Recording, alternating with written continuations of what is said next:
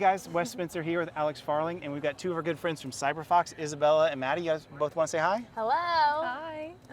So we're here at the one and only Roarcon. First time ever. Cool. First thoughts? It's pretty awesome. Yeah, pretty crazy to be here. Yeah. It's creative, isn't it? Because this whole idea of like in an NFL stadium, or I guess practice, whatever, but Right. it's still pretty cool. We've been in a Yeah, million no, conference rooms, but this is I know, this a is little like One of a not kind. any MSP event I've been to. one of Yeah, a kind. Yeah. creative. I love that. Yes. So you both been at CyberFox for different amounts. Madison, 3 years, 3 right? years, And then yeah. Isabella, much less, not even a year. Yeah, about 9 months. Cool. So what we'd love to talk to you both about, from both of your perspectives, having been here for a while, which 3 years makes you a veteran.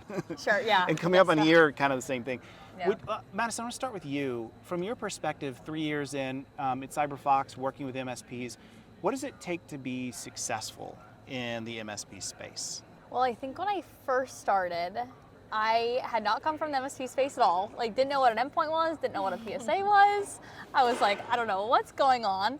And I'm calling these people, like me acting as the expert, to of course MSPs that have been doing this for like 20 plus years, or even like the newer MSPs. And it's kind of intimidating when you first start because, you know, you need to sound confident. So when I first started, I had that imposter syndrome of like, okay, I don't know technology, but a lot of the MSPs I talked to were honestly super receptive to the idea of like, sorry, I don't know, like that question of yours, I'll find out. They like teaching, kind of, I feel like the younger generation of technology, just because they've seen so many changes with technology.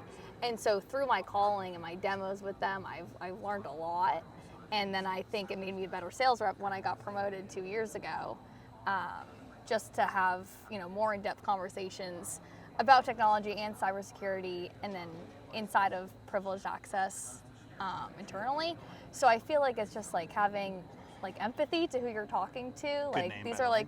like these are like small to medium-sized businesses. Like they're trying to do the same thing we're doing, like sell their services, like be trustworthy, and you know, have good employees around them. So just kind of keeping that in the back of my head while like pitching technology and, you know, Yeah, and going through that. I yeah. love that because a lot of what you said is you're actually helping them. You're Yeah. not, I think a lot of times people think, oh, I'm in a sales role, therefore it's a dirty role, and I'm here to like trick you or whatever it takes to get you to do what I need you to do. But you're Right. not. You're educating and helping. I love that. Have you seen the same thing, Isabella? Yeah, I like you kind of took the words out of my mouth. Like definitely it's more of an education thing. Like honestly, we are just here trying to help. Like, am I selling you something? Sure, but it's for the best benefit of you and your MSP and your clients and everybody involved. So yeah. I love that. So give us your perspective since October. What would you say to someone else maybe coming into the industry that's new, and what would you give them? Advice, thoughts, ideas? Like to sales? Yeah, or just coming into the MSP space as a whole. Just be open to learning. Like you're not going to know everything, and that's okay. I think admitting that is like the biggest part. Like if someone asks you a question, like don't pretend like you know the answer.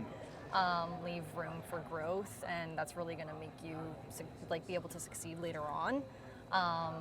And yeah, I think that's the best piece of advice I could give. I love that. I think one of the things that your team is most respected for in the industry is how well you guys know your product knowledge, right? We were talking about that kind of as we were setting up for the shot, just how sharp and how dialed in and how educated everybody in that group is.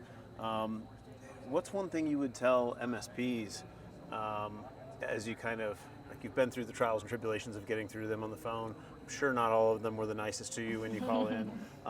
What's a bit of advice you'd give to MSPs who are dealing with salespeople all day? Because they come to a conference, they get 400 phone calls. It gets frustrating. They get a little on the short side of things. They're probably not always the best at dealing with it. What advice would you give them about how to deal with vendors who are really just calling and trying to help? Well, That's a hard one. that's a hard one because Yeah. honestly, if they picked up every vendor call, they would get no work done. Yeah. So it's timing.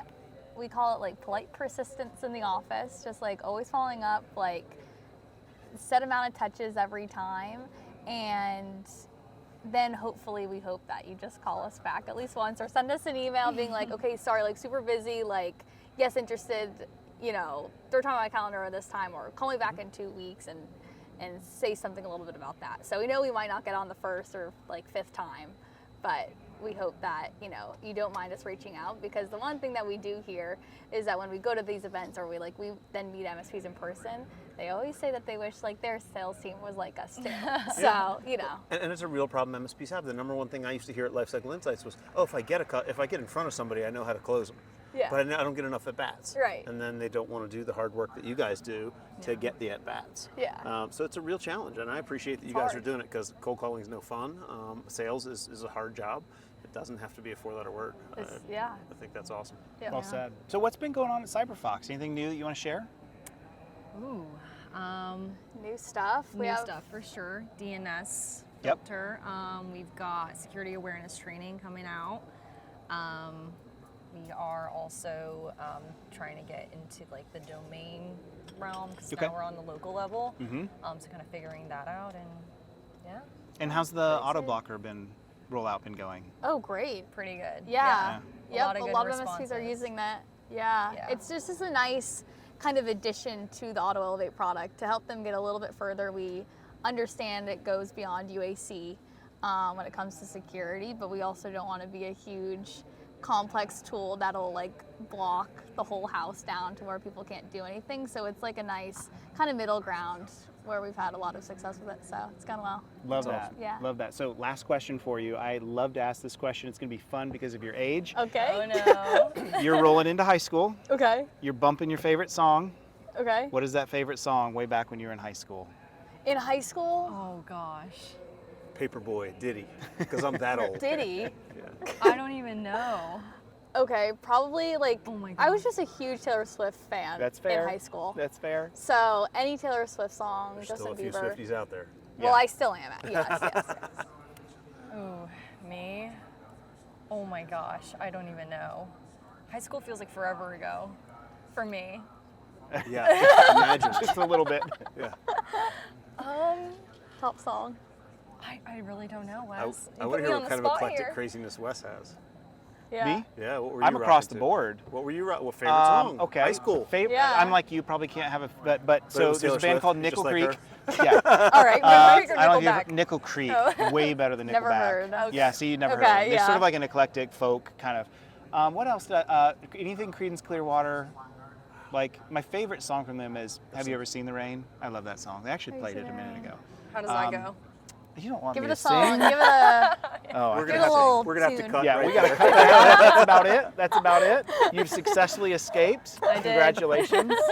But Isabella, Madison, thank you for joining us. It's been super Yeah. fun. Thanks for Thank having you us. guys. And check out CyberFox if you want to learn more. CyberFox.com. Thank y'all. And if you're at Roarcon, come see us all at the booth. That's right. Yes.